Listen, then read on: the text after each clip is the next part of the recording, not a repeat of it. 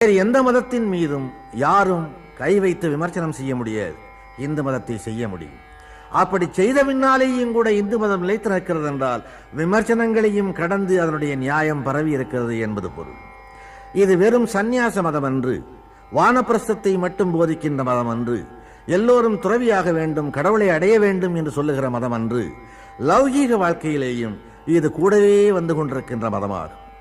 எப்படி போகின்ற பாதையிலே எல்லாம், வருகின்ற அனுபவங்களிலே எல்லாம் திருக்குறளிலே ஒரு குறள் எதிரொலிக்கிறதோ, அப்படியே மனித வாழ்வில் ஏற்படுகின்ற அனுபவங்களின் போதெல்லாம் இந்து மதத்தின் ஏதாவது ஒரு தத்துவம் எதிரொலிக்கிறது. ஜனனம் தாய் தகப்பன் கொடுத்தது, மரணம் இறைவன் அழைப்பது. இரண்டுக்கும் இடைப்பட்ட வாழ்வு அரிதாரம் பூசாத ஒரு நடிப்பு. இந்த வாழ்வின் ஏற்றத்தாழ்கள் எவராலே நியமிக்கப்படுகின்றன, எவராலே நிர்வகிக்கப்படுகின்றன, எவராலே ஆட்டுவிக்கப்படுகின்றன என்பதை உலகம் இன்னும்